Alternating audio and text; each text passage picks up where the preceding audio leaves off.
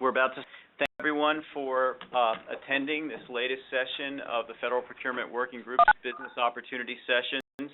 Today we are joined by John Hale and several of his colleagues from the Department of Energy. It's going to be a very exciting session where we find out not only how to do business with the Department of Energy, but they have many opportunities that they're going to be sharing with us, and very excited about these opportunities. And also we will have some end of the fiscal year opportunities to share as well.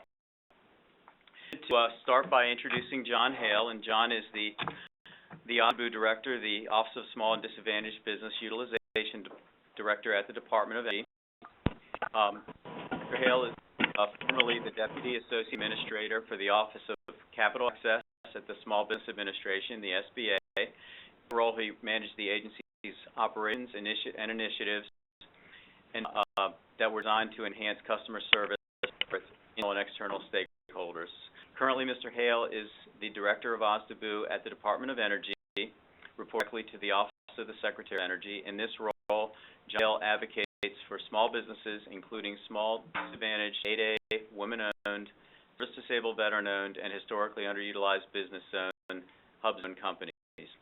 He is committed to increasing contracting opportunities awarded to small and disadvantaged businesses, establishing goals, promulgating policy, and developing programs to encourage small business participation in procurement opportunities.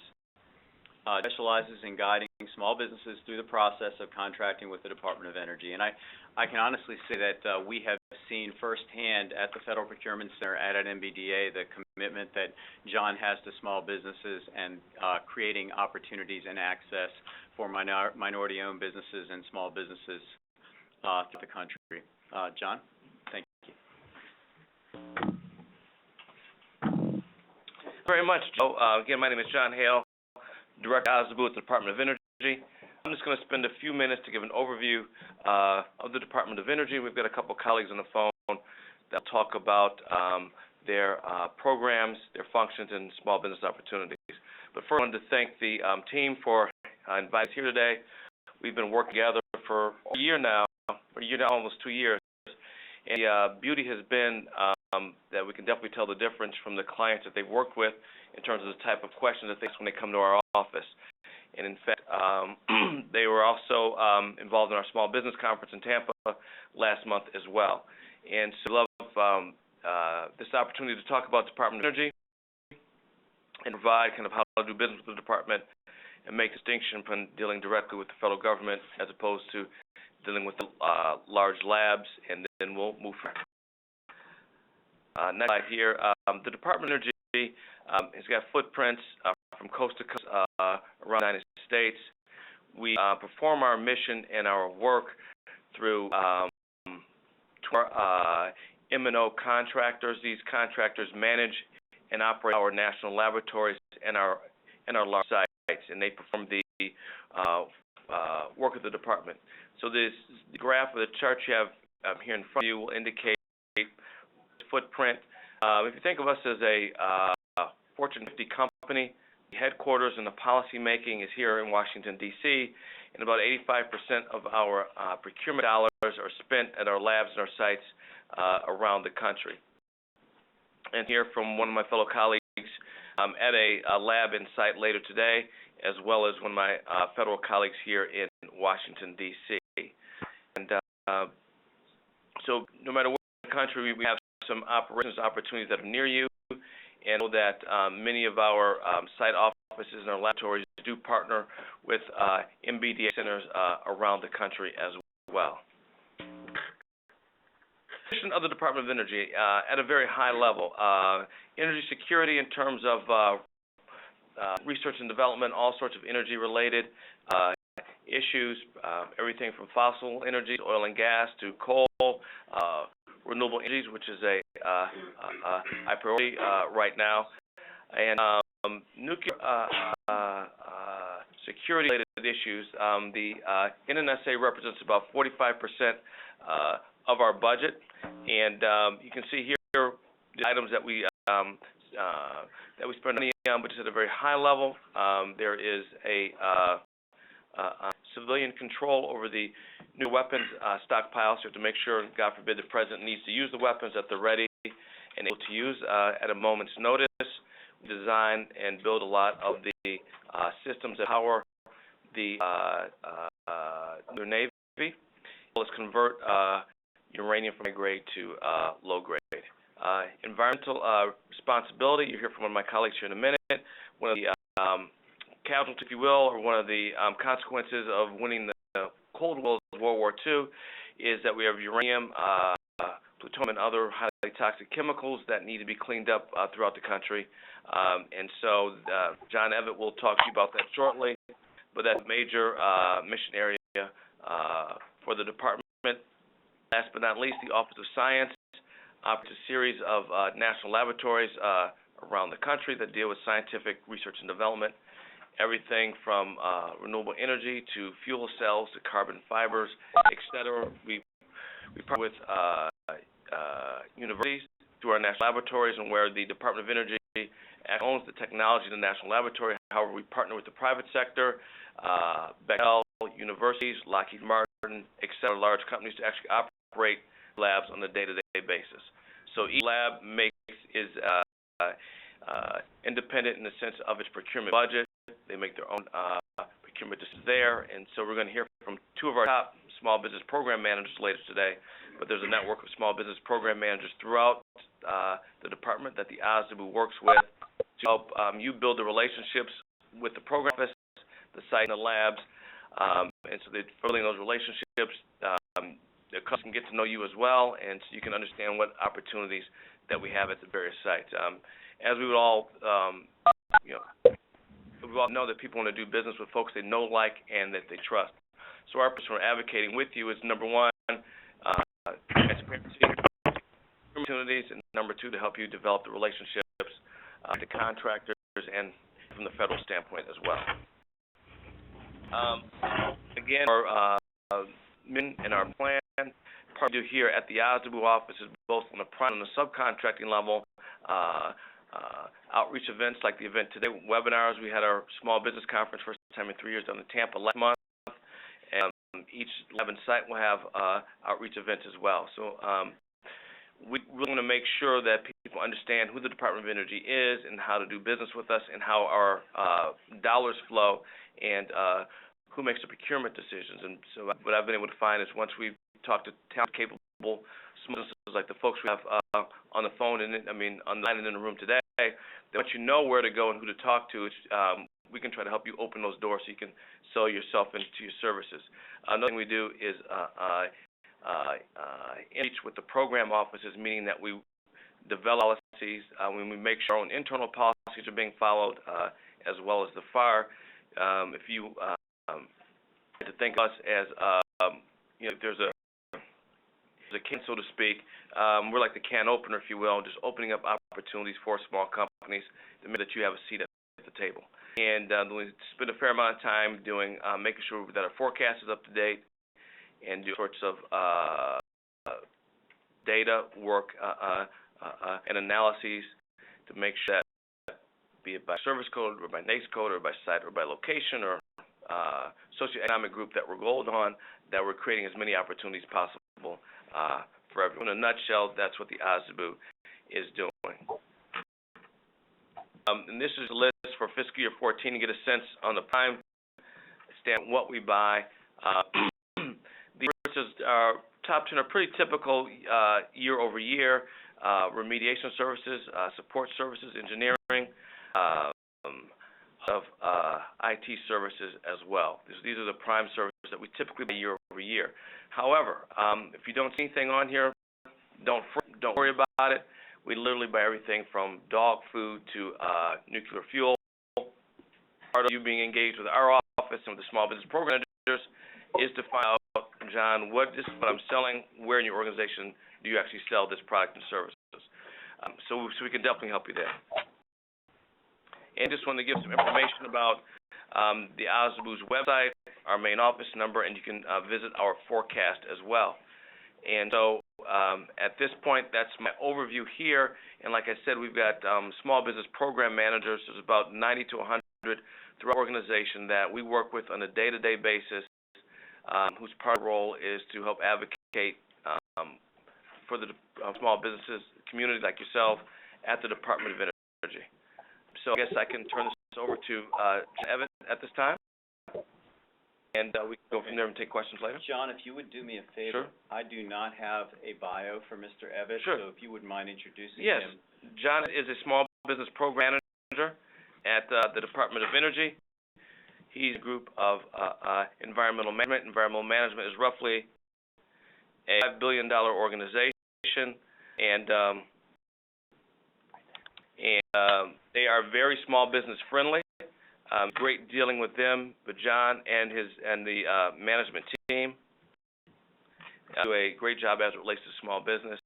John's been at the department for a number of years in several roles in EM, so we don't want to date him too much, but he knows his way around EM and can speak to some of the opportunities they have and really how to engage with the department. And also one of the things we're focused on is more on not just small business set-asides, but looking at the socioeconomic numbers as well. So John and the EM team have been on the forefront, and we look at set-asides for disabled vets, women-owned AA, and hub zone-related businesses. So as we see that we've got challenges in those areas, we're focused on set-asides to those various socioeconomic groups to the extent that we can sell in the FAR via the market research.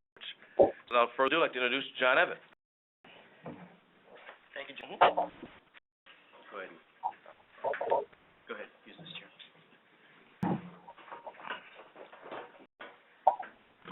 Good afternoon. I'm Ebbett. I'm a business program manager, Office of Environmental Management. I've been in that position a couple of years.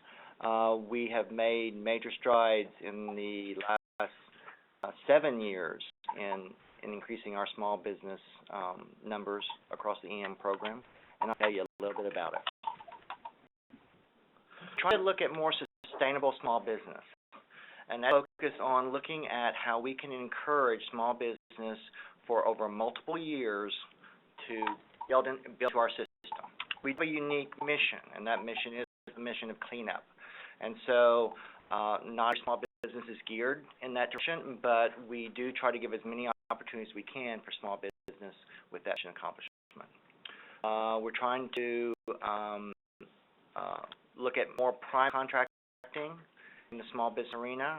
We're trying to increase more in, as John said, the socioeconomic categories, and we work extensively with John and his staff in trying to increase strategies on how we're increasing our small business numbers. A look in the past on how we've done. 2007, about $400 million was EM, which was about 7% of our budget.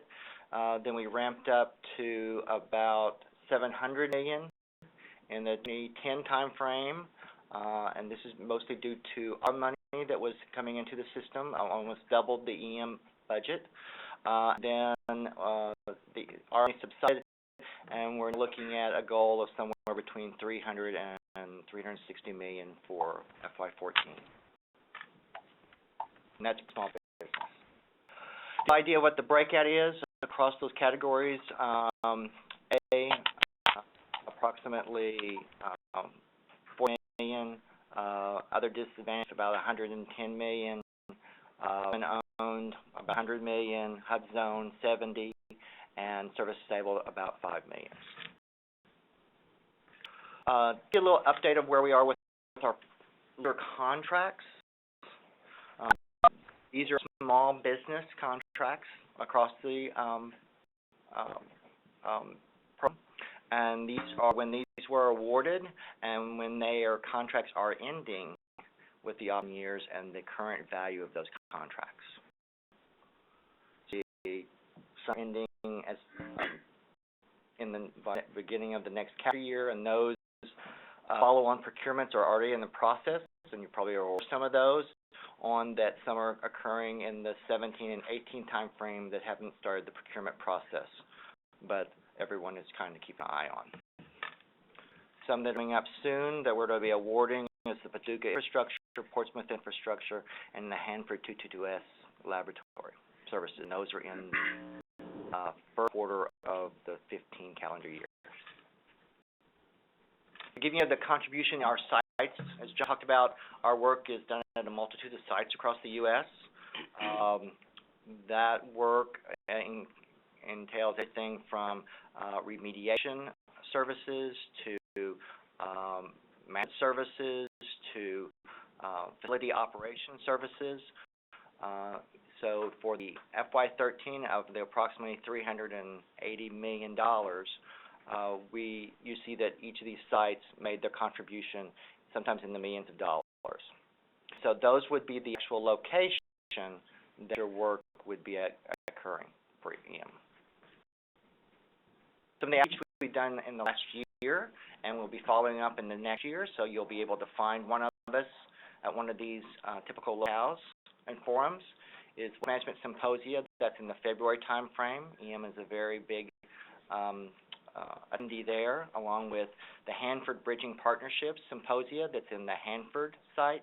That's a contribution of both the Office of River Protection and the Richland office, along with the community, to look at small businesses, both at the prime and the subcontracting level. The Elite Service Disabled Veteran-Owned Business Network for service-disabled veteran-owned businesses. The Waste Management and Cleanup Decision Makers Forum in the October time frame, and the Energy Technology and Environmental Business Association in the October-November time frame. Excuse me, can I interrupt for just a second? Sure. When these events are scheduled in the future, where will our companies be able to find these events? And of course, we'll broadcast the information out to the MBDA business centers as well. I believe each of these firms actually have their own webpage. So I believe you can already look them up right now because they're already taking reservations for the next year. So would they go to the DOE Small Business website and link to those sites? So Possibly. Possibly, but typically, like the Waste Management Symposia has their own webpage. You probably can Google it and go to that webpage for that. If you want to make it easier, we can go more of those to you, or kind of put them on the site so it's... We can easily distribute them to all the MBDA we'll do that. centers, and they'll distribute them to all the MBDA clients We'll do that. across the country. And those are typical ones that we're actually EM makes a large participation in. Then down to the important stuff, the contacts. Contacts across the field. Myself here at headquarters, that are the small business program managers for the majority of the work for the EM program. Okay. And that's what I've got. I'm sorry, excuse me again. All of the information will be available to everyone in the room and everyone on the call. You will get a copy of all these presentations, so it's not necessary to copy down the contact information. You will be receiving that. You should have received that already, but if not, please contact our office. And John? sure. And as I think John had earlier, here's some of the websites that currently are available to help you listing of EM's major contracts that are ongoing, as well as some of our forecasts, as well as our procurement's website out of the Environmental Management Consolidated Business City in Cincinnati. Can you explain the EMBC and how that works? The EM Consolidated Business Center out of Cincinnati is a business center, and for our large procurements that are somewhat led out of that office for our major sites, and those can be anywhere from tens of millions to in the billions. So they're typically managed out of that site, along with headquarters, along with the site itself. But now the Consolidated Business Center also has their own contracts that they get. So that's a great website to go to see what's going on with small business. John, thank you very much. We're going to go ahead and switch speakers now. For everyone on the phone, we will be breaking for questions. We have quite a few presenters today, more than usual, so we are going to go ahead and go through all of the presentations and break for questions at the end. But next I wanted to introduce Cassandra McGee-Stewart. So if you'll excuse me for just a minute, I just have to get the presentation ready, and then we will be ready to do that. And excuse me just a moment, sorry.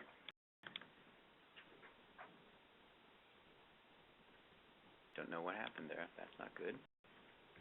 Decline. Okay, give me just another moment.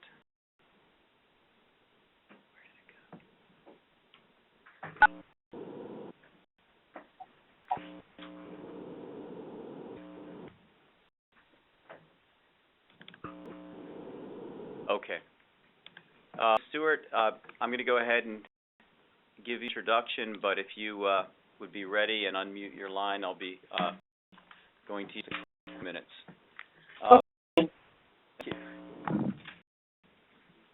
Disorganized. We are a little bit disorganized. We're very fortunate to have so many presenters here from Department of Energy, but we've never had this many presenters before, so we're kind of making things up as we go along. I want to introduce Cassandra McGee-Stewart. Ms. Stewart is the Manager for Small Business Programs at Oak Ridge National Laboratory, DOE's largest science and engineering national laboratory. She has worked as both staff member and subcontractor at the laboratory since 2007. The Small Programs Office conducts advocacy and outreach and helps the laboratory reach its socioeconomic goals. Ms. Stewart is part of the DOE OSDBU Mentor Protege Working Committee, and since being manager has developed several new initiatives. Her staff receive an e-newsletter called Small Talk with industry updates and sourcing information and emails featuring business opportunities that go to 3,200 plus small businesses in ORNL supplier database. The lab's annual Small Business Subcontractor Awards are now held before an audience of community leaders to emphasize their economic impact. They've also met its small business goals in fiscal year 13. And I will just say that what we hear from companies that do business with the Department of Energy is nothing but good things about the Oak Ridge National Lab and your accessibility to small businesses and all the work that you do to make to create opportunities for small businesses at the lab. So, Stuart, I'm going to turn it over to you. We have your presentation loaded, and then after that, you also were kind enough to send us a list of opportunities, so we'll switch to the opportunities at the end of your presentation. Okay. Yes, I am with Oak Ridge National Laboratory. We are the Department of Energy's largest science and energy research and development laboratory. Next slide.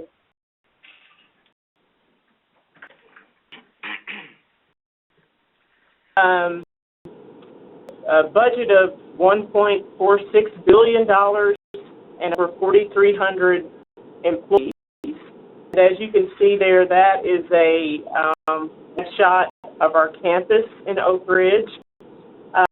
We've gone $750 million in modernization over the last several years.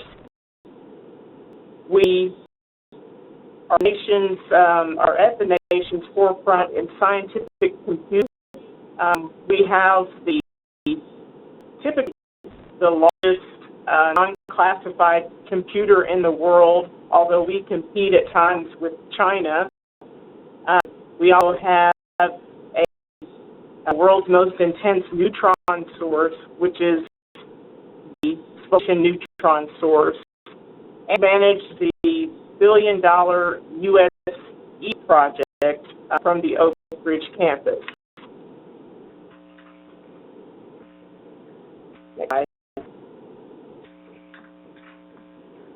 Managed by an entity called the University of Tennessee in Battelle, or UT Battelle.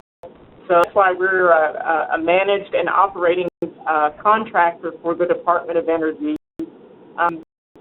You've been an ORNL partner since 1946, and Battelle Memorial Institute, which is actually headquartered in Columbus, Ohio, has a 65-year relationship with DOE.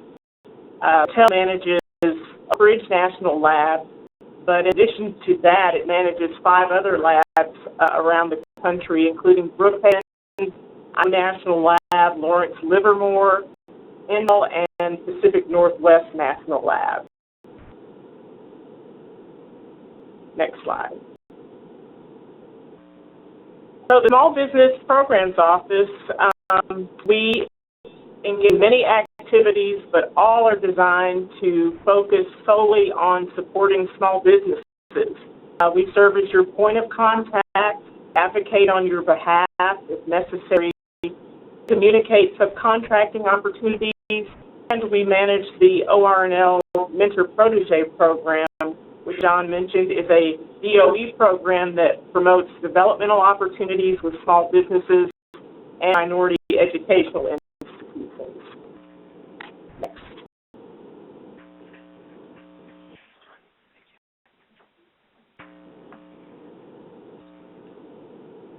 Looks like we might be stuck.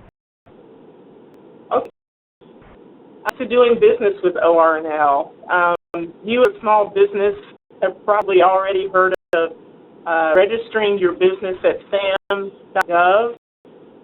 That is an important tool for any laboratory when to verify information about a company. So we encourage you to register with SAM and keep your information updated as well.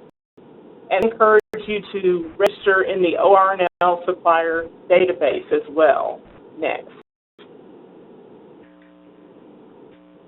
That's a picture of the SAM website. So next. This is a slide of our ORNL small business website.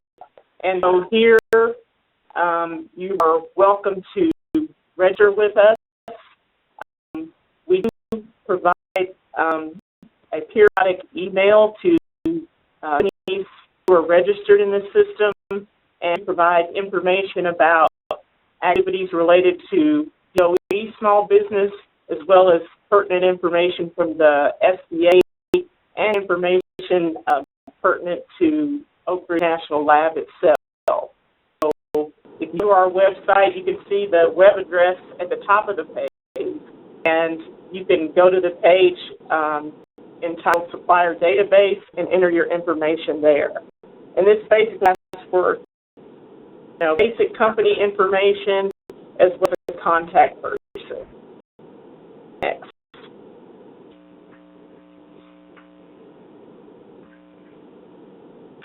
Right.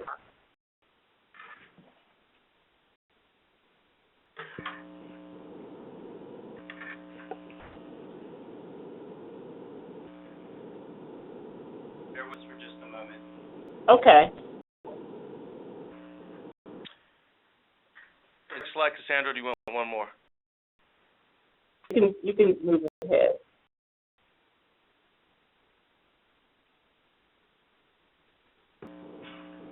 Opportunities?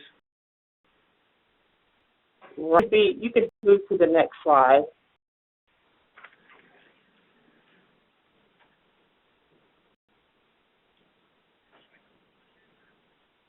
Are also in doing business with Oak Ridge National Lab. You're welcome to contact our office via telephone, email, or you can even visit Oak Ridge. We are a lab site, so I tend to have meetings now off-site just to eliminate the hassle of trying to go through the visitors process.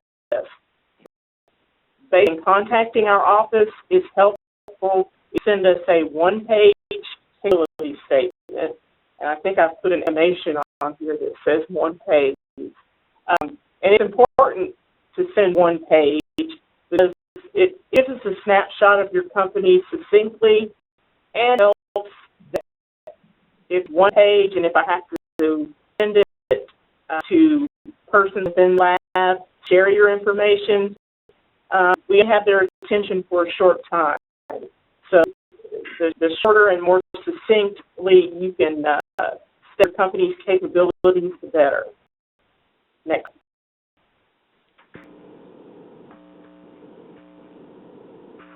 There's the one page. All right, so now here is our business opportunities page.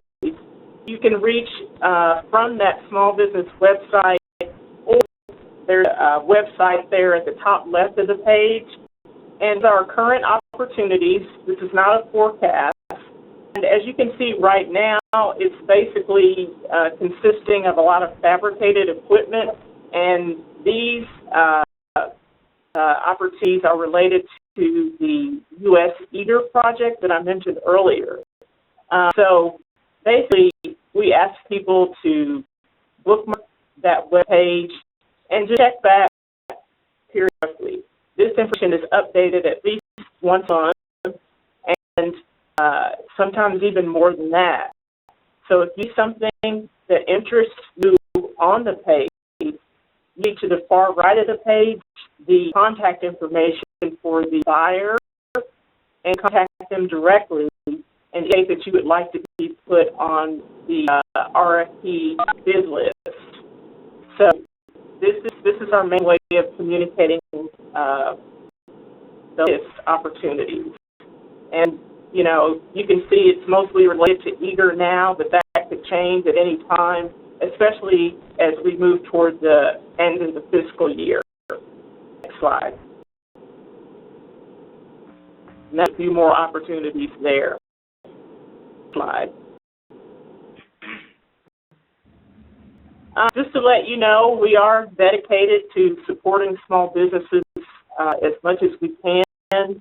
There are totals from last fiscal year. We met or exceeded all of our small business goals. And on the top of the column, going across the top of the page, you can see what goals are or what goals were. And at the bottom of the page, it shows you how well we actually did and the totals for those different socioeconomic categories. So leadership here is very committed to small business, and our office continually works to include business in subcontracting opportunities. Okay. Just briefly mention the Mentor Project Program. This is a DOE program that the lab has been active in for several years. It's open to most all socioeconomic categories minus the zone category. So it includes a 2-year program for small businesses and typically a 3-year program for minority education institutions. Next slide.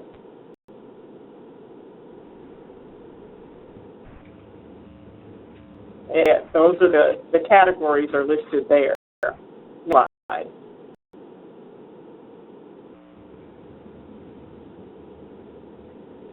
And to our small business website, if you click on the item regarding the Mentor Protege Program, you can come to this page and read the Mentor Protege guidelines for laboratory. And as been mentioned before, we're working with DOE along with several of our colleagues to streamline and encourage participation in the Mentor Protege Program. But these are our guidelines as they exist today. Next page.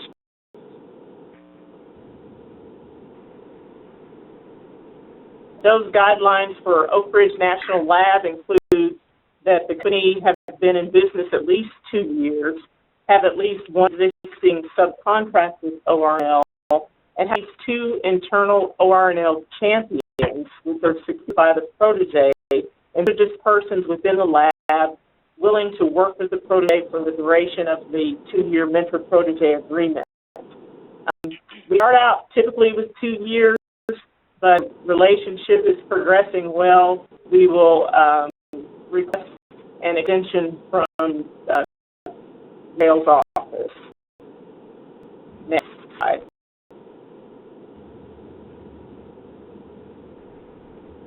So we are very active in small business outreach.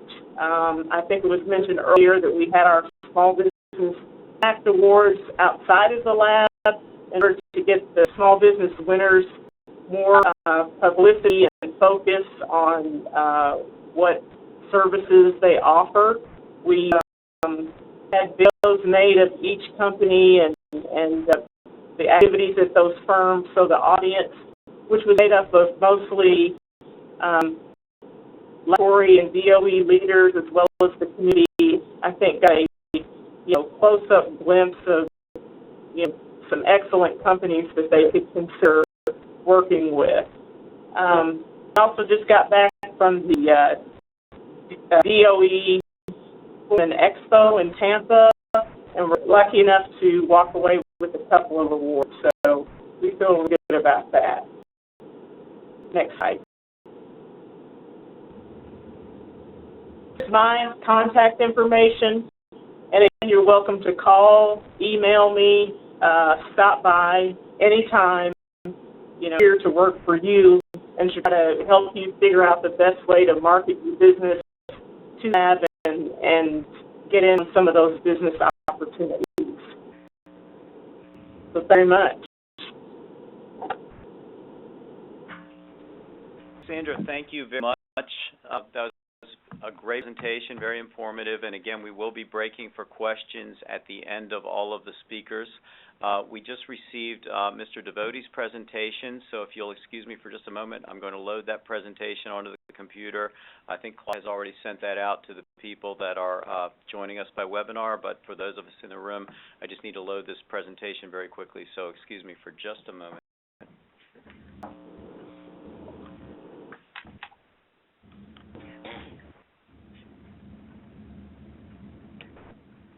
Devote, if you would please go ahead and log in and let us know that you're on the line. And I have a short introduction, and then after that, I'll turn it over to you.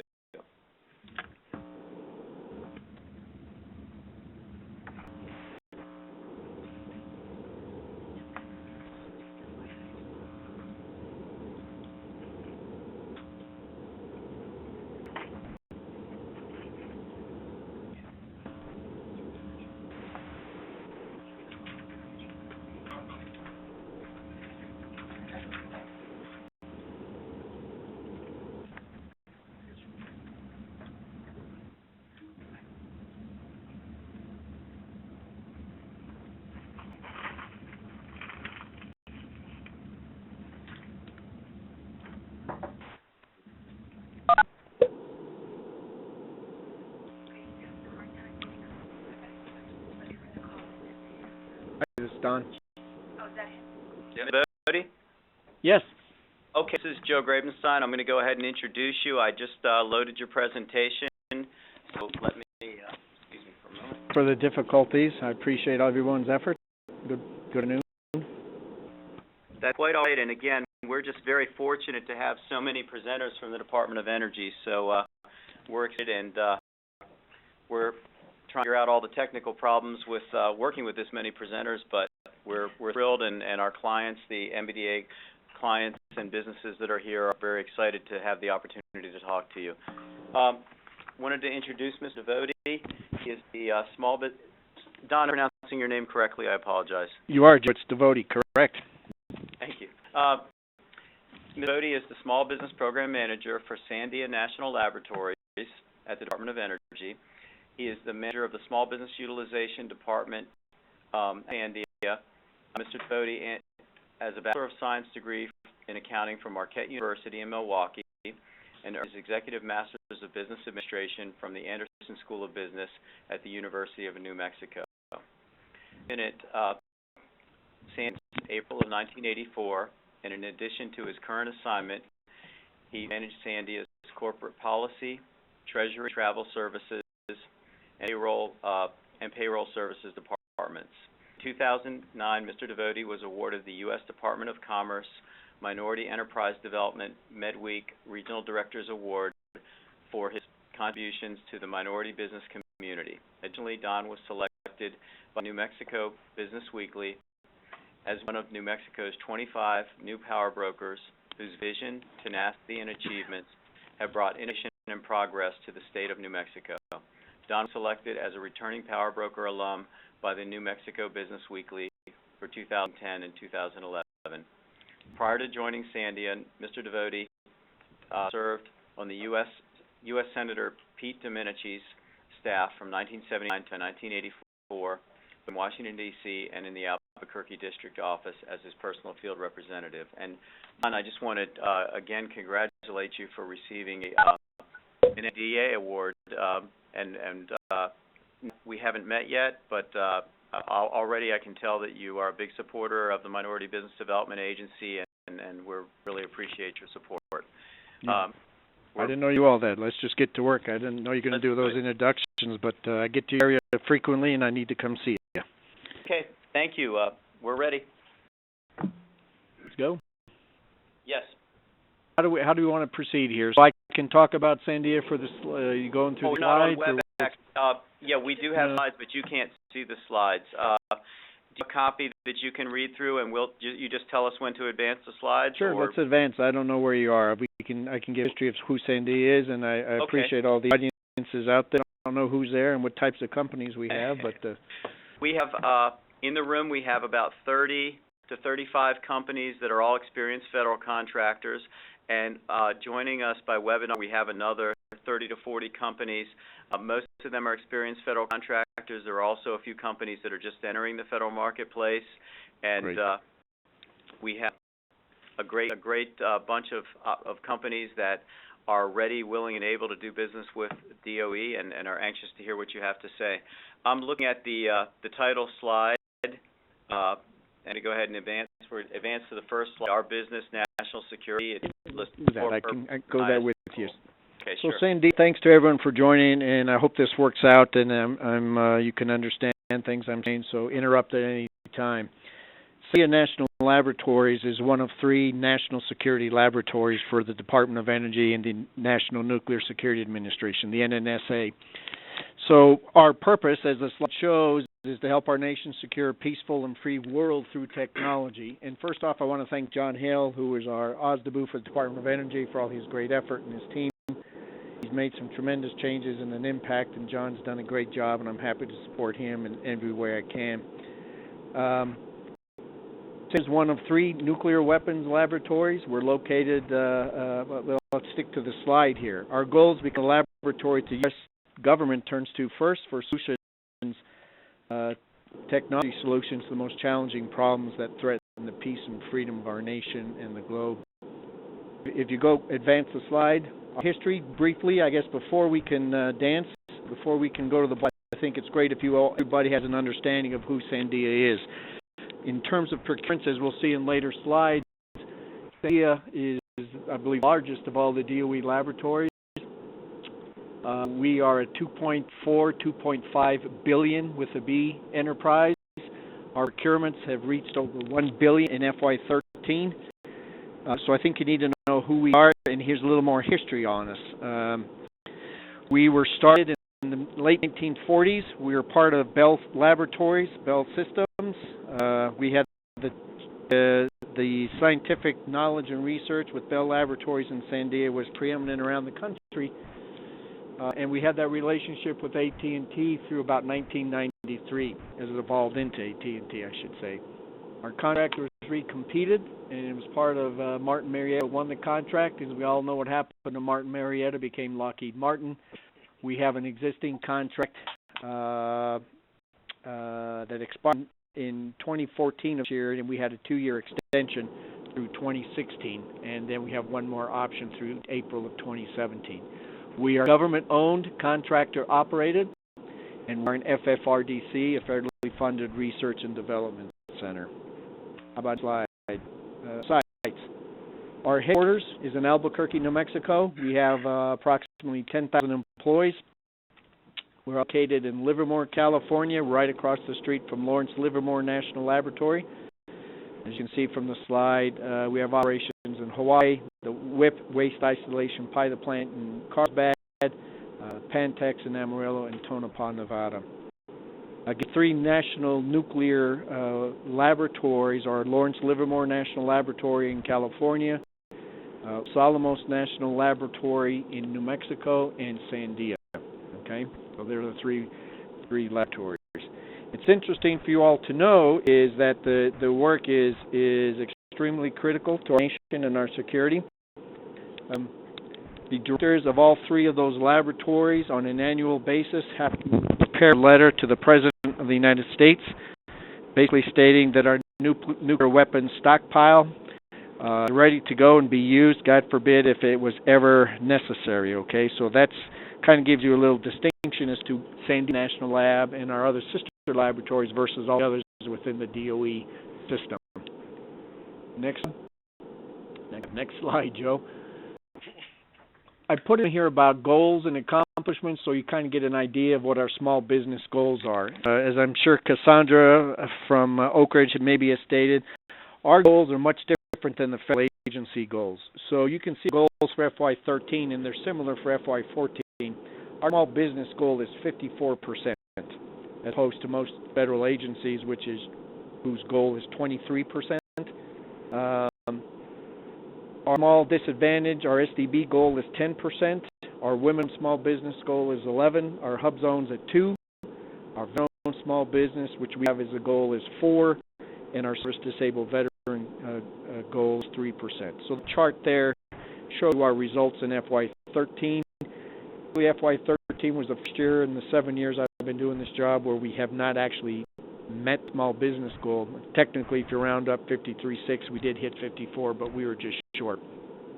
I appreciate the opportunity to participate in a webinar such as this because we do need help in meeting goals, and I think this is a great way for us for all of you to get to know Sandy and for me to get to know some of you as well. The next slide, Joe.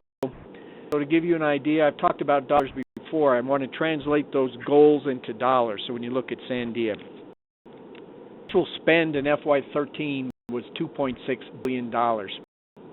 You see in this pie chart that the contract-related payments, so these are actual procurement actions where a buyer was involved and a contract and a purchase order was placed, was $175 million, okay? You look at that blue part and we add on the left that little piece of the pie that's in gold, that's the procurement card purchases. Those exceeded $70 million. You add the two up, we spent in procurements over $1 billion, so that's roughly $1.05 billion.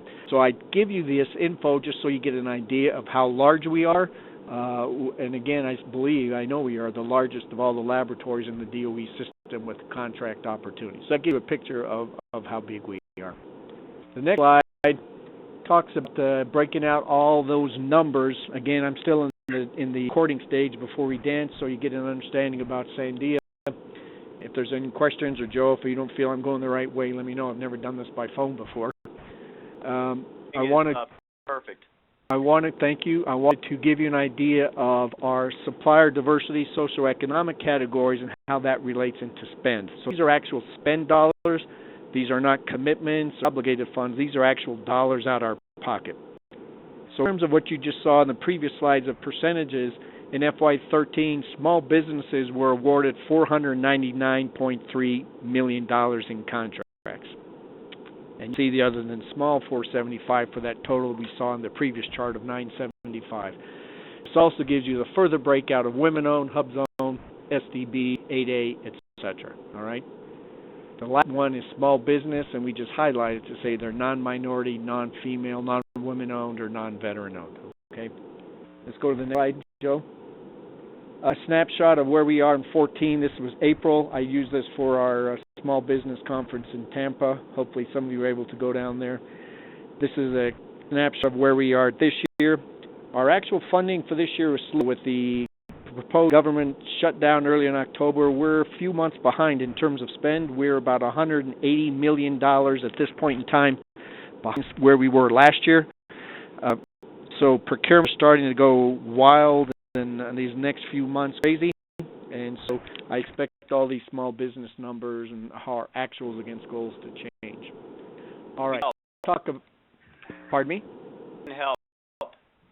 That's we're going to be spending just because we're catching up with activity. So let's go to the next slide and tell you about my team. In the Small Business Relations Department, we call it SBUD. So we say this Bud's for you. Some of you caught that. Okay. No, I'm not drinking, but that's what we talk about. This Bud's for you. What do we do? Have a business point contact it's an 800 number, and you'll get a live person if you call. The first thing I always talk about with the business point of contact is to identify whether, Joe, you're a company or any company, whether Sandia is your market. And so actually you see that caricature of the lady on the top. She's a former state senator. She's also my women-owned small business advocate, but she's also the business point of contact. So when you dial the 800 number, which is later on, I guess, in the charts, you'll speak with Ann. You don't have to press 9 or press 2 and leave a message. We also have an entity account email that she monitors daily, and we respond on that.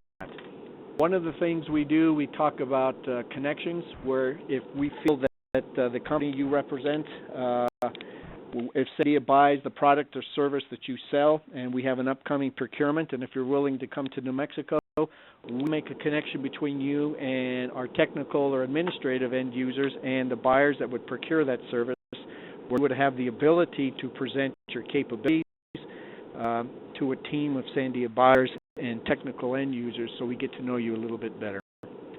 Go to the next slide. I mean, talks about where we find our suppliers. We have what's called a Business Opportunities website, which is going to be the preponderance of the next slides when I'll explain that, how we advertise our procurements. We do require companies, I don't say we require, but you need to be in SAM. Okay, you have your company registered in SAM, and you have to have the various NAICS codes in that system to get a contract at Sandia. This talks where we find suppliers, some sources. So we use veteran-owned, Vet Biz Group. We use Women's Business Enterprise, for example, their database. The SBA's Dynamic Small Business Search, and others. My team and I attend every national conference on all of these supplier diversity categories. We will be there. We don't just show up. I ask to be a presenter and do matchmaking so we can meet with you. I also, by the way, be in Washington on the 30th, making a presentation for the Minority Business Roundtable. There's a conference that will be held at the Washington Marriott on 22nd Street in M. I will be there for that and making a presentation along with some colleagues from the federal government. Let's go to the next slide. Our expectation of suppliers: do your research, send to your market, know who we are, what we buy. Your capabilities to provide best value, make contact. We look for innovation and responsiveness, customer focus, that you're financially healthy and lean, that you're a leader within your industry, that you have a shared commitment to our mission success. And we also, which isn't in this slide, we'll talk about safety and our concern about safety being a key element of all activities at Sandia.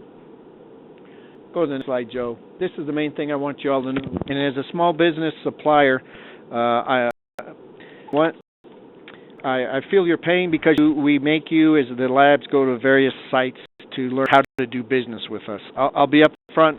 Sandia does not utilize Fed Biz Ops. Feedback we receive, it's too big, too large, and by the time we get something placed there, we can actually make a procurement happen. So how does Sandia advertise procurements? We have what's called the Business Opportunities website. Acronym is the BOW. That's why you see the dog. Okay. The website for the BOW, all competitive procurements, $100,000 or larger, go to this website. You have the buyer's name, an email address for the buyer for that specific procurement. We will identify the NAICS code for that procurement. We identify the small business size standard in that procurement. And all postings to the site have to be in there a minimum of 15 business days. It's a sources sought mechanism, okay?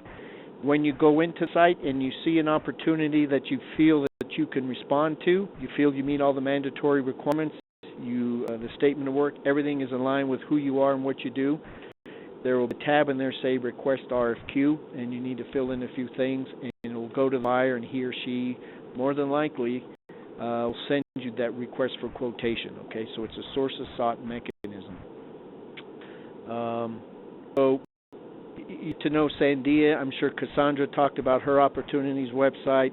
All the other labs have them, so I feel bad in the sense that we send you to all these places, but this is some really good information. This business opportunity site is updated daily. Right now, there's about 10 items on there. Some have come off, some have been added, and it'll be changed after today as well, I guarantee you. What's interesting, what's unique about this site as well, when you access it, you have the ability to subscribe to the website. So we try to push these opportunities out to you. So we try to at least be proactive instead of making you come into our system every day. If you subscribe to the site, it's free. Every time there's a new posting to our website, you will receive an email stating, here's a new opportunity, check it out, okay? The good news is you'll get that email. The bad news is you might be a software publisher and you're getting things on computer storages or analytical laboratory things, so you might not get a specific procurement opportunity based on what you sell.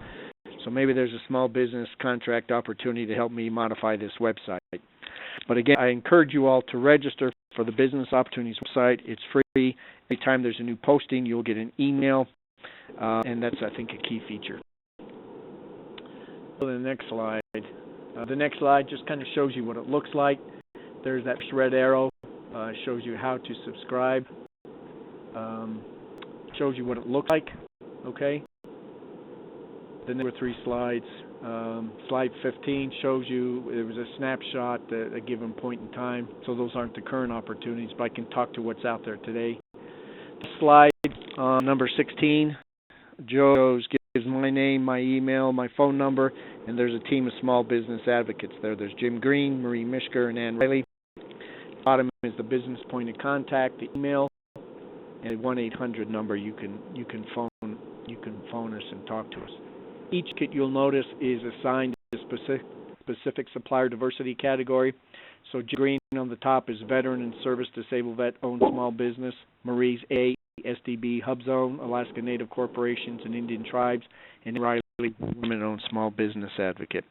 Those are bullets underneath. Those talk about internal Sandia procurement departments that those advocates support.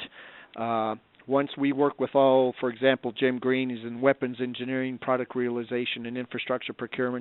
He just doesn't represent veterans. He represents the entire small business spectrum.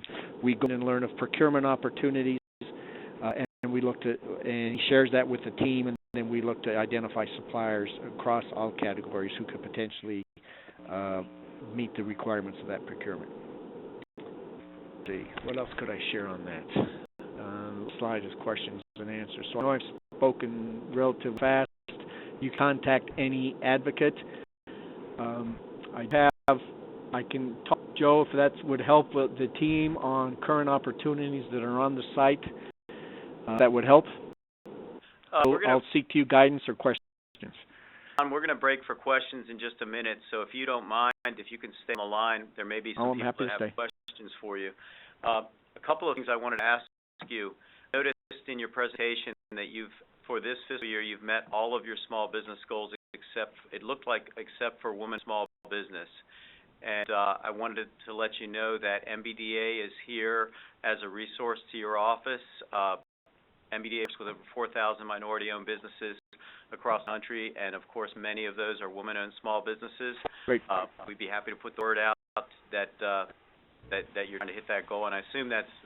Can you tell us a little bit about the importance of hitting that goal and exceeding your other goals, and if there's anything we can do to help at MBDA? One of the services that we provide for DOE and for other agencies is if you're doing market research and you need us to put the word out to all the 44 MBDA business centers who will then distribute that information to their clients, the minority-owned businesses represented by MBDA, we're happy to do that. We don't charge for that service.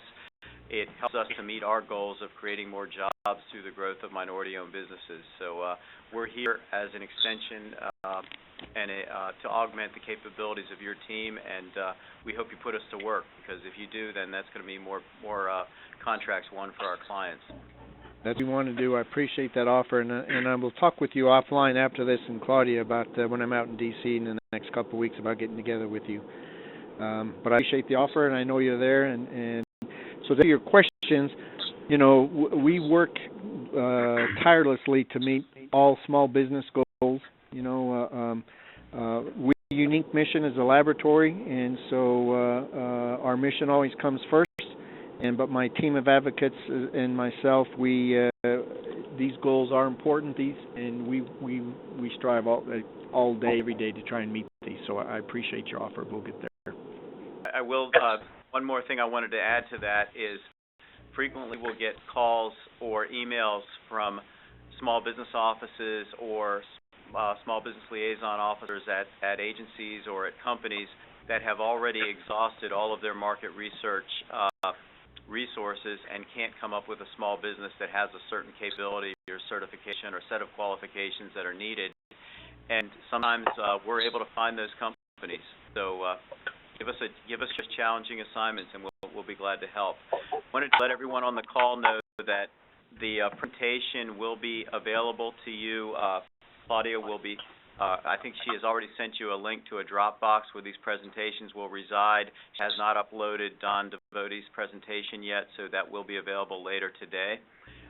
We do have one more presentation that we to load up. That'll be just a moment, and then I'll be right back with you. Excuse me. So while you're loading that, can I just, and I won't talk for more than a minute or a minute and a half, I will just say the current opportunities that are on the web page that I talked about while loading that.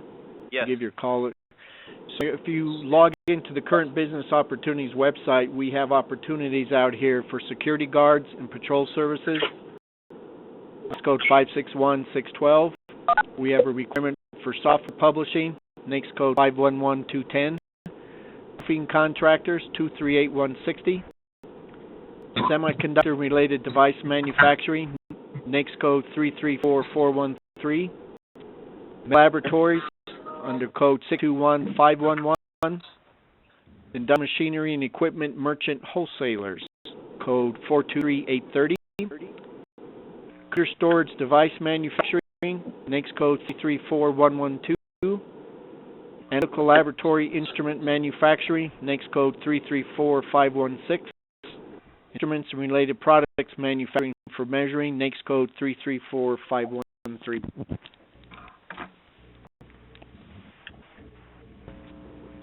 Everyone, I just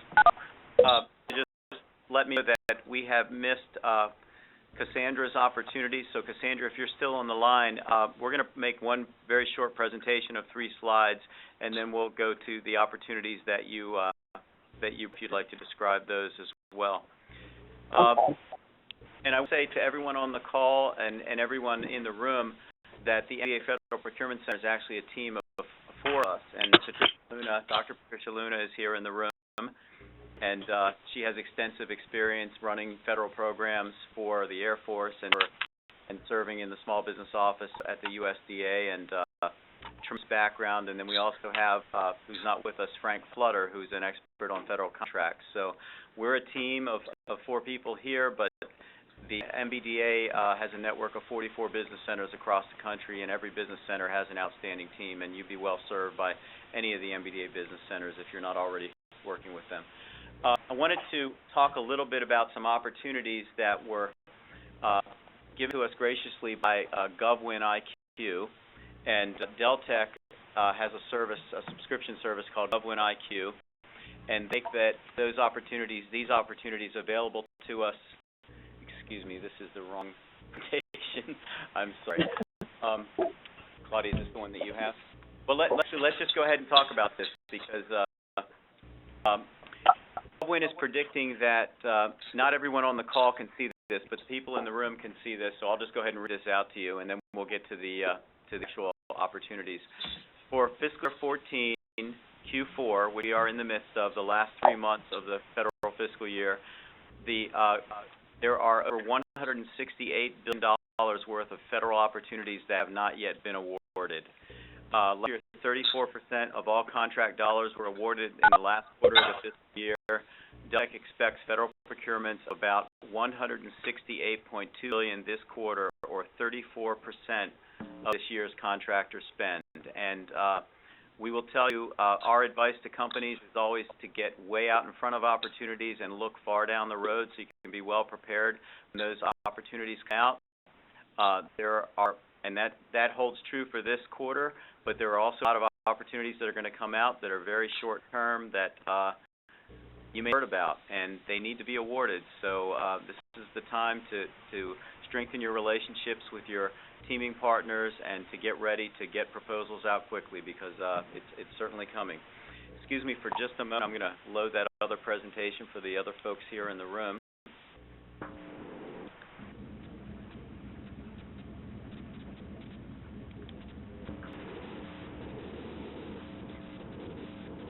Okay, first slide, everyone on the call should have it. Excuse me. A bit of an eye chart, and probably, no, we can't read this at all. But everyone in the room has this on paper. If you look at the one sheet that we did out, it's a legal-size paper with opportunities. These are opportunities that government has identified as fiscal year 14 fourth quarter set-asides. Every one of these has been identified as either a small business set-aside or a 8A set-aside. And I think there are a couple of other socioeconomic categories, but these were all identified as small business set-asides by GovWin. Usually that means that the government has published that these will be, in fact, small business set-asides. Sometimes that's a prediction by GovWin that they expect to come out as a small business set-aside in the last quarter.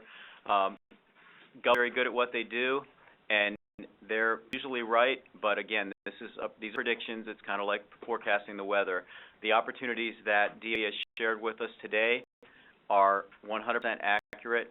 The ones mostly 100% accurate, but you're getting the information directly from the government. When you get the information from a service like GovWin, it's their BS, but they're really good at it, and we do appreciate this information. And if you see opportunities on the list that you would like to pursue, please follow up with your MBDA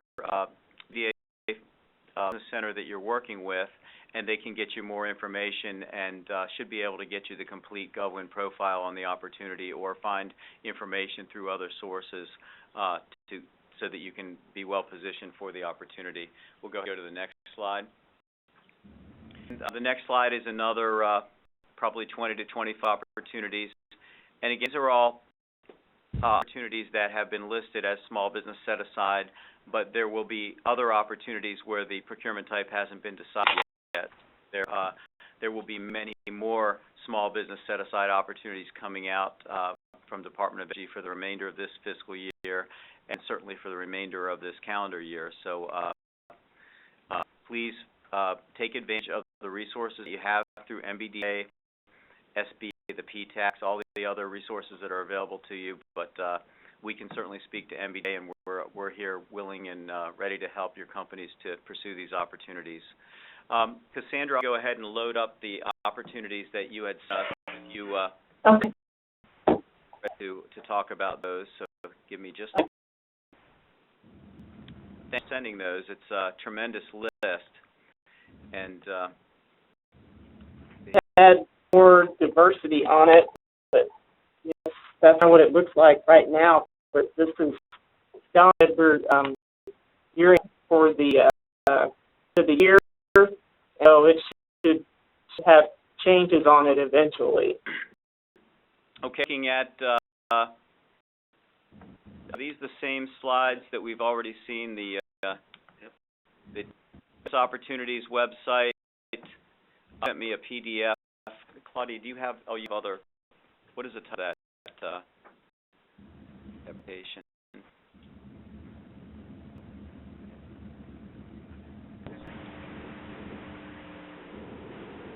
Okay, sorry. Give us just a moment. Okay. Yes, we actually kind of breezed through it during that creation, but we've already addressed those opportunities. Okay, we had the other thing I would. Sorry, go ahead. The other thing I would mention is that at the end of page 2, there actually links to the U.S. EATER project itself, and I mentioned those. Okay, we'll go ahead and get that up on the screen here. We put the end of page 2.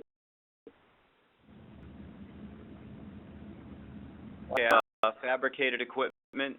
Yeah, it's still fabricated equipment, but all of it is related to the U.S. EATER project, which is managed here at Oak Ridge National Lab, even though the project is take place in France.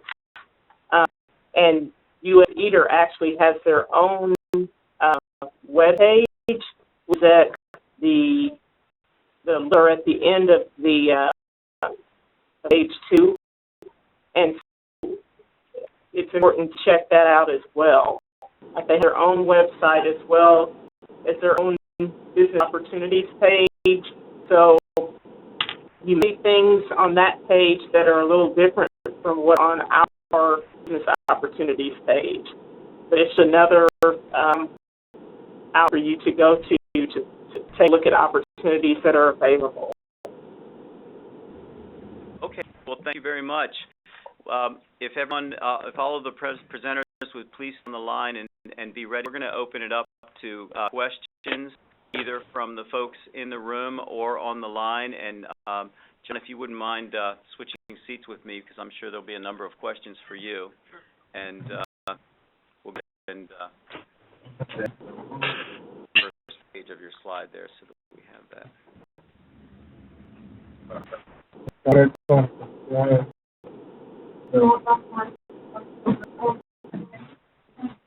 Okay, for the folks on the line, we're having difficulty hearing you. We're going to go ahead and take a question from someone in the room first, and we'll get back to the call. Does anyone in the room have a question for any of the presenters? Go ahead. My question is, Sandra mentioned a managing partner. Does that managing partner also? The other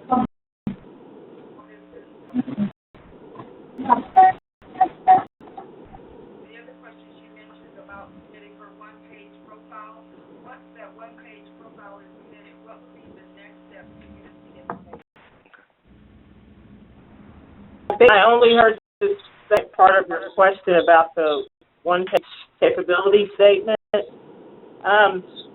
Basically, that's a way for me to take a look at your information and keep it on file, and I can share it with either our buyers or others within the laboratory, depending on what kind of service it is, and if there may be other opportunity to take a look at it. To admit that, I basically recommend that you keep abreast of the business opportunities page, because that's where the most current opportunities that we have are posted. Okay, that first part was you mentioned you have a managing partner, Hale. The University of Tennessee and Battelle are the team that manages Oak Ridge National Lab. Okay, so it has nothing to do with the procurement opportunity. Pardon me? Does it have anything to do with the procurement opportunity section, or does that go through you? It really comes through we have like an acquisition management services division. They are responsible for the procurement activities at Oak Ridge National Lab.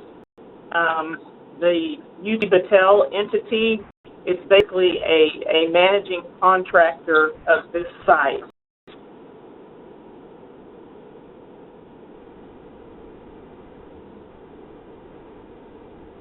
Anyone else here have a question for any of the presenters? Sure. I have a question on the MVP program, or the mentor protege program. I noticed that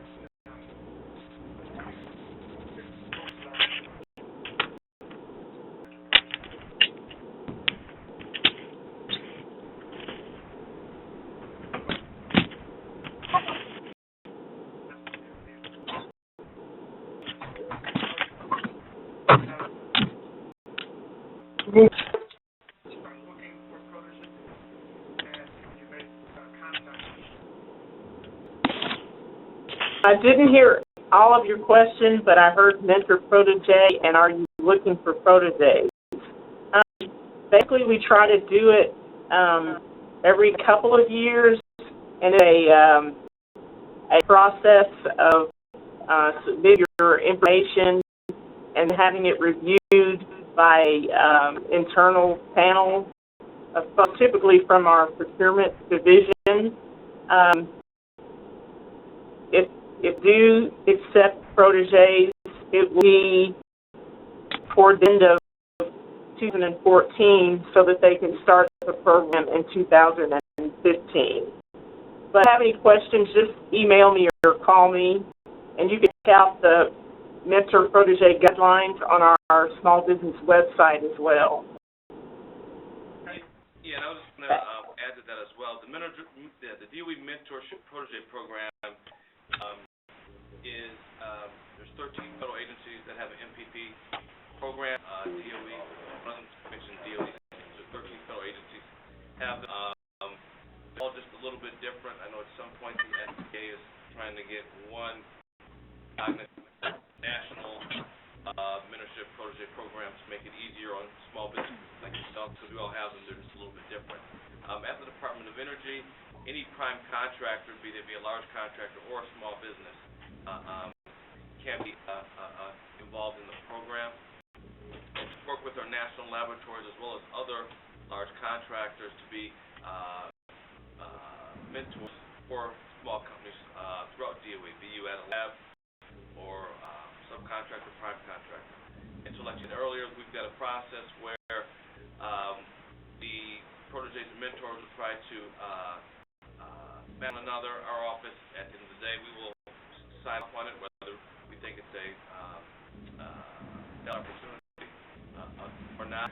And one unique distinction that we have is that there's a sole source capability, meaning that mentor and protege develop a strong working relationship, and the protege proves itself to the mentor can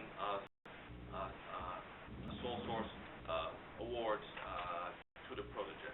And so that's one feature that I don't think the other 12 have. So we are kind of going to lobby at some point to continue that feature. At some point, us and SBA will have to sit down and be able to talk about that. There is information on our website about the mentor protege program, just in terms of the application process, et cetera, that we do have on our website. If you have any questions, you can contact our office as well. But any prime contractor in good standing can be a mentor at DOE. We lean heavily on our national lab. We have a couple on the phone here to be mentors, but we're also going to start leaning just as heavily on other large prime contractors. And so we think a great opportunity to get engaged with the department, especially given the fact that we typically have larger type of awards. In some cases, it may not be as easy as small businesses to get a contract to get started at DOE. So we think this is a great way to be able to do that. One question. You mentioned the prime contractor, which implies that you have an existing contract. You have to be a mentor, correct? Yes, you have to be a prime contractor. To be a protege? No, you don't have to be. But on the mentor side, you have to mentor, be you a large or small company, you have to be a prime contractor.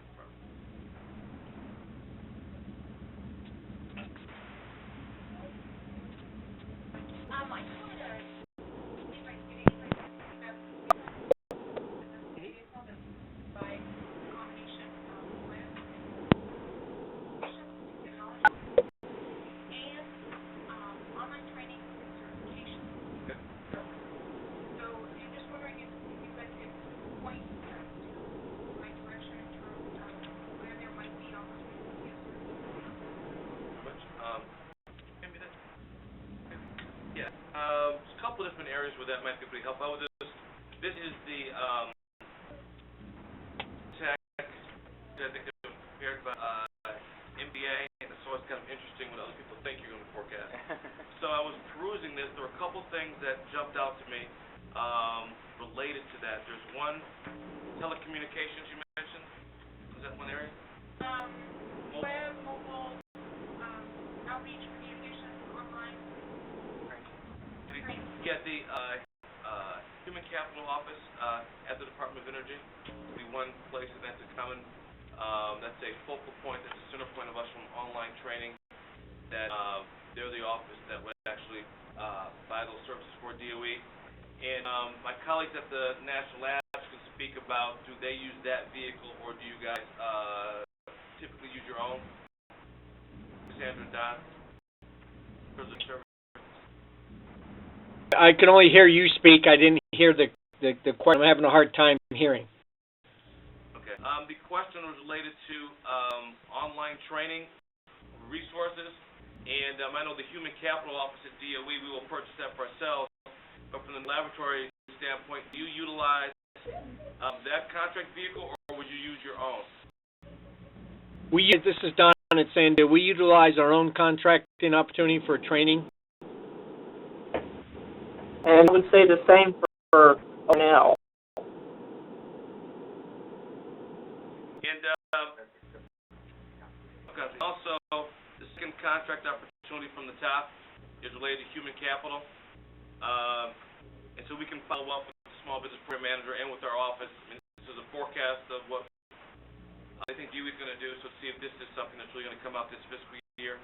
I get support the last couple of months, so we can help with that information. And you had multiple other questions?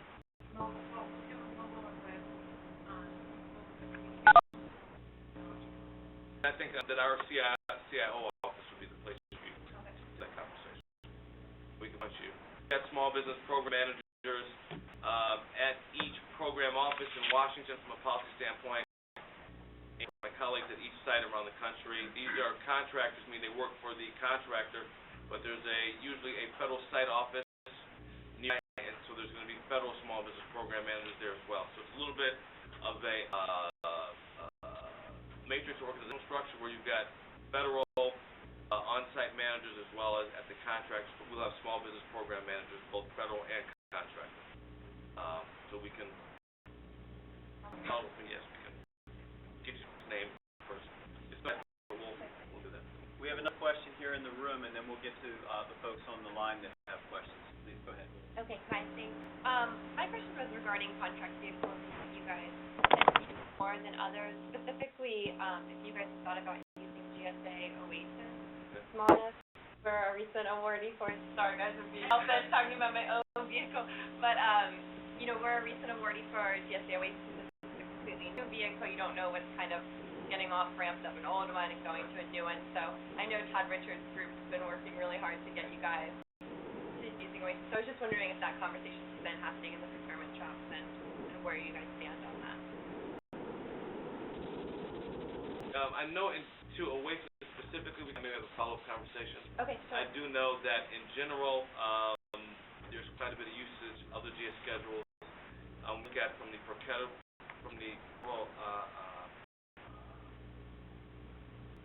workforce standpoint, that there's a lot of advantages from using GSA. So I know that some other procurements that we have been using have been going GSA. Mobis, GSA Schedule 70 are some big ones that kind of jump right out. I mean, I know that NSA is awarded a roughly $150 million floor, 100% small business team-led that will be coming out. Well, they've already made the awards. They'll be picking the winners. It's going to be announced publicly here soon. But here we're using the Alliance Small Business Schedule. The problem with that schedule was in all the seminars and events that we put on, I didn't meet any Alliance Small Business holders. And plus it was a closed schedule, meaning that businesses couldn't get on it, and it was going to recertify, which means we could have been awarding money to soon-to-be companies. So we negotiated, and we were able to get the GSA Schedule 70. Mobis is used quite a bit as well, I know. So are you the best person for me to talk to about Oasis? Is there better for them than what else offline? Procurement would probably be the place to go for that. We can kind of help that conversation and get a sense of, is that where we're going?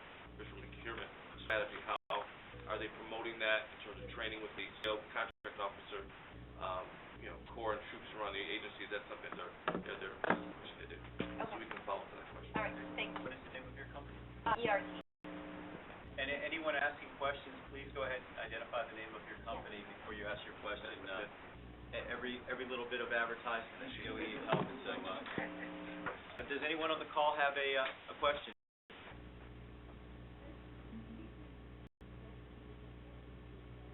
Don't forget to take your phone off of mute if you have a question. Pat has got your tongue. Buddy, do you have any questions from the chat? Yes, go ahead, sir. This is Ron McFarland with FedCom in Houston, Texas. With cybersecurity compliance work at 2 nuclear facilities. About 18 months. Another one will start next week. I'm trying to look through some of your information you have available, and trying to find out the best foundation for us to present ourselves to with the capabilities.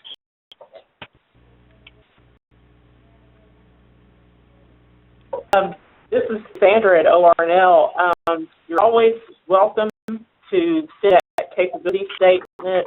You can keep in touch with me as to whether or not, some of these type of opportunities come up.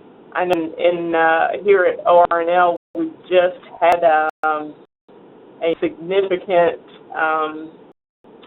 opportunity that was awarded in IT earlier this year.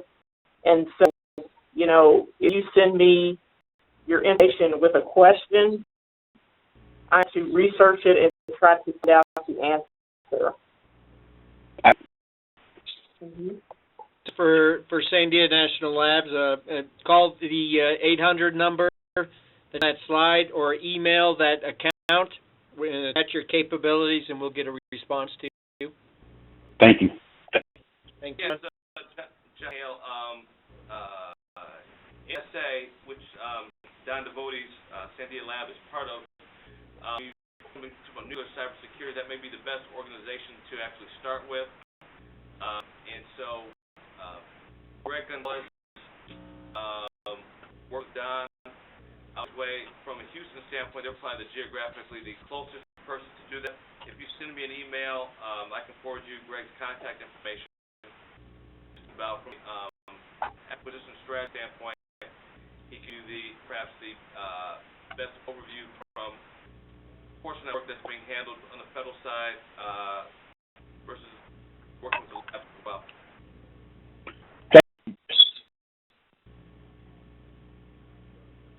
We have another question here. I'm Mike from IT Consulting. We're an IT infrastructure company, and we just my question was more around product purchases for like IT equipment. Do you guys usually use like a reverse auction site like that, or something like that, or directly? The federal standpoint, this was IT equipment. Yeah. We have a enterprise-wide contract right now that expires in April 16. That's working on the acquisition strategy now. So that may be the opportunity. I can put you in touch with TIO's office and meet some more immediate needs around that as well. I know we've got one woman-owned small business who has a contract up, so that's going to come up to rebid here within the next year and a half. The acquisition strategy is already started along the way. So there may be some immediate needs with that contract. I know there's a number of subcontractors performing a lot of work in that contract. So if you can give me a card, we can follow up. I can put you in touch with the shop from the DOE side. And I don't know, for each of the contractors, you guys can comment about how you make those purchases at your various sites. Yeah, this is Sarah at ORNL. Those opportunities do come from time to time. I am not sure that one particular company kind of has a lock on it, so to speak. And John brings up a good point. One question to ask about is when cracks are to come up for rebid. I'm glad to research and find out that information for you, and it can kind of give you some perspective as to what's coming down the pipe. So, again, feel free to contact me, and we can try to research information that you're looking for.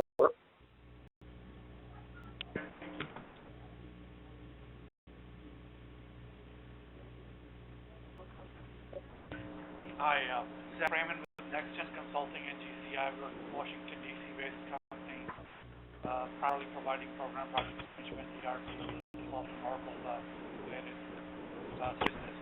I have a clarification and actually follow up on the last conversation. Did I hear that either Don or Cassandra said that you advertise anything? for any of the labs. I'm here trying to hear, getting a lot of static. Go ahead. Yeah, there was a question, the gentleman had a question. I believe you may want me to comment that you don't utilize Fed Biz Ops. Correct. Question related to that, maybe as to why, or I don't know. Yeah, I thought, so is DOE not, following the FAR, and in this case, is EBI? Yeah, what's happened, yeah, that's a very good question. His question was about how can you follow the FAR DOE, so why aren't you using Fed Biz Ops? The distinction being made here is that all of our federal contracts are on Fed Connect and go out to Biz Ops. We're using this when they're issuing subcontracts. The M&O contractors, one of the distinction as a subcontractor, you do not have a contract with the federal government. That's a limited liability corporation. You have a contract, with them. Instead, they do not have to follow the FAR. There's a couple different issues. So one of the one sub issues there in terms of doing business with the National Lab is they don't have to use Fed Biz Ops. So you can kind of elaborate as to, from your point, I guess the last 7 years you've been doing this, whether it has been an effective tool. Sure, to address that, and I think, John, I appreciate your question. Brought up a good distinction between the national laboratories and DOE, NNSA, and other government agencies. Let me reiterate, we do utilize Fed Biz Ops only for very large procurements, and the number changed. I'd have to be certain whether it's $10 million or $20 million. Any procurement that reaches that threshold, we will put on Fed Biz Ops. But the unique capabilities or the unique distinguishing characteristics of a laboratory like Sandia, we are an M&O contractor. We are managed and operated by Lockheed Martin Corporation. We are a wholly owned subsidiary of Lockheed Martin. The different news for you, sir, and all the other colleagues listening as small businesses in the room is you need to understand the DOE system and how we operate. All FARs, if you're used to dealing in the Department of Defense world where every FAR, and in the DOE there are the DEERs, the interpretation of the FARs have all these specific rules and requirements, we do not follow all the FARs. There are specific FARs we do follow. They're negotiated into our prime contract, but we as an M&O contractor are to utilize best business practices from the private world and how we do business. So the bad news for you as a supplier is you need to understand how we do business and understand that not all the FARs and the DEERs are applicable to Sandia National Laboratories as an entity, and so it's what makes us unique. As an example, if you were to bid on a proposal and you were actually sent the request for quotation and we did not select you, you don't have a right to protest, okay? There's a specific rule around how we operate. Can ask for a exit conference and we will give you a briefing as to why you're not selected. There's no protest opportunity as an example. So the message is, Department of Energy, I'm sure John talked about how we operate. After Department of Defense, we're the second largest agency. 85% of DOE's funds go to the system of laboratories, but we're not required to follow all the requirements as dictated and outlined in the FARs. This is Cassandra at ORNL. I always tell people we kind of act like DOE and do things like DOE, but we're not feds. Someone asked me earlier about the UP and TEL connection. That entity that manages the lab, and they're the entity that signs my paycheck. I'm not considered a fed. So if you kind of think about it that way, we're a little bit different. Now, we occasionally use Fed Ops to post requests for information, but we generally post all our current opportunities on our business opportunities page. Okay, thank you very much. This is F. Raymond again, Next Gen Consulting. Just have a comment on the VAR conversation. I think you mentioned that you probably do advertise some of the opportunities on the reverse auction sites like Dept and stuff. conversation, I was having a conversation actually earlier with the Lockheed and stuff, session that they had in the morning. When you advertise anything on the wire side, when it's not on a IDT or anything, we're going out to the open market, you put that as a small business. As a small, I guess, micro business, are not able to compete on the wire side of the game when it's small business, because small business NAICS codes come under the, I guess, umbrella of number of employees, and that becomes like a 500 and below employees. So we are competing on the small business. Anything goes to small business, we're competing with like Worldwide Technology, CDWGs. We're never going to be able to provide you anything for a small opportunity that's out there, but it's under small. If it's under like a hub zone, 8A, woman-owned and stuff like that, a shot at responding versus anything on the small business itself. So then is the feedback for me then looking at not only small business setup, but the socioeconomic allow you to? We cannot compete with small business because we're competing with the Worldwide Technology. It's $8-9 billion companies, so they're getting better points from the OEM versus us. So we're never going to be able to, even at cost, be able to beat them if it's a small business that side.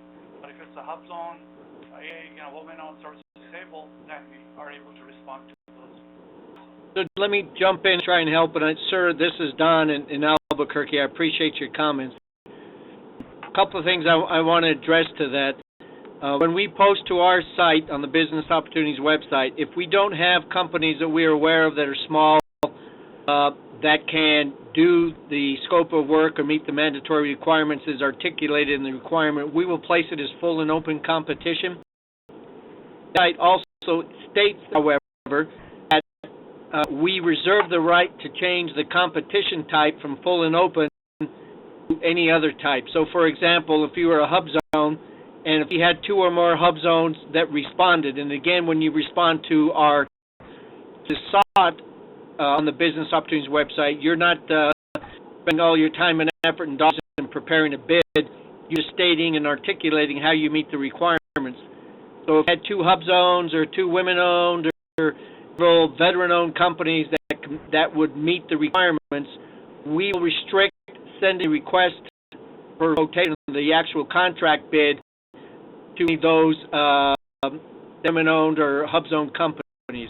My point in sharing that with you is don't let, at least for Sandia, if it's full and open competition, exclude you from responding, because if you receive 2 or more in a various category, we state on the site we reserve the right to restrict the competition to a specific category.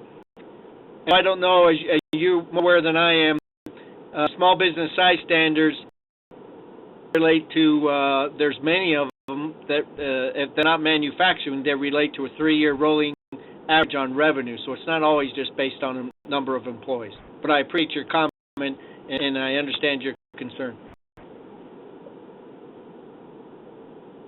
Yes. My name is Dara Williams. I'm with MBDA Architecture. And my question is kind of about what this said. Are you also looking at disadvantaged business categories as well? Because architecture has been, I guess there's a study saying that architecture is a section that is, I guess, is lacking in the procurement opportunities. We tracking disadvantaged business meaning, but there are different categories like architecture, might be IT, or might be janitorial. Some of those areas are meeting the requirement even for their categories, such as small business or disadvantaged business. Are you tracking that as well? Yeah, we do tracking internally for each program office based upon the socioeconomic groups that you just mentioned, but also looking at the segments and the procurement opportunities that they have. And if not satisfied, found what the program office found, then we'll do some additional market research.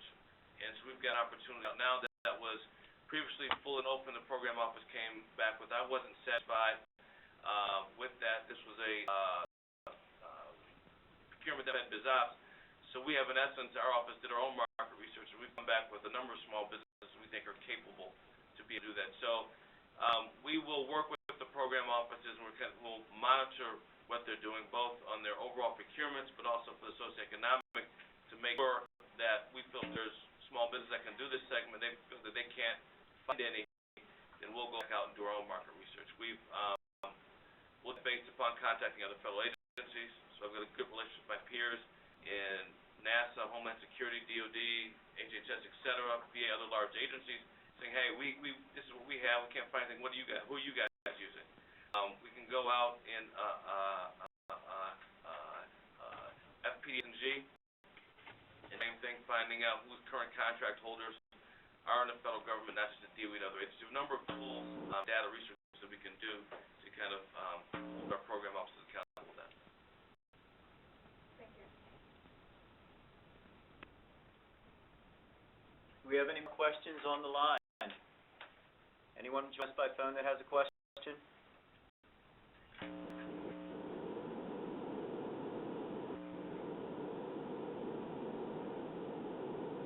I think at this point, I think we're going to go ahead and conclude. Is that someone's question? We're going to go ahead and conclude this session, and I really appreciate everyone's time and everyone from the Department of Energy and the labs that attended. We're very grateful for your time, and we really appreciate the accessibility of your agency. And I'm sorry, John had to... You should go in front of the camera. I should go in front of the camera. Excuse me for just a moment.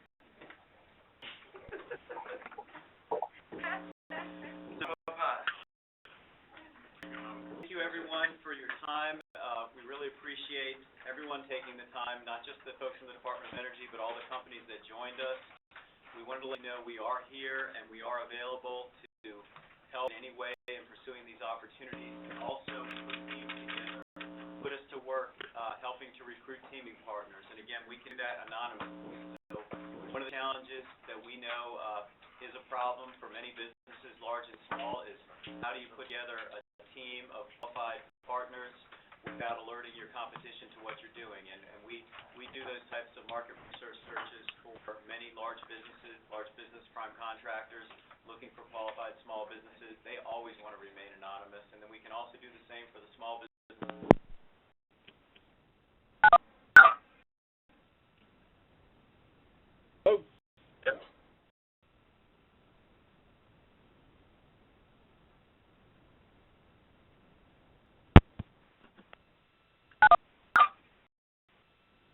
Sounds like everybody's cutting off. Joe, Claudia, thank you. John, great hearing you.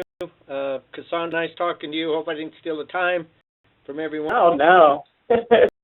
Nice for you, too. I had no much time, but we'll continue to support everyone. And thank you, Joe and MBDA, for the opportunity to participate. Thank you very much. Thanks. Thanks. Thanks.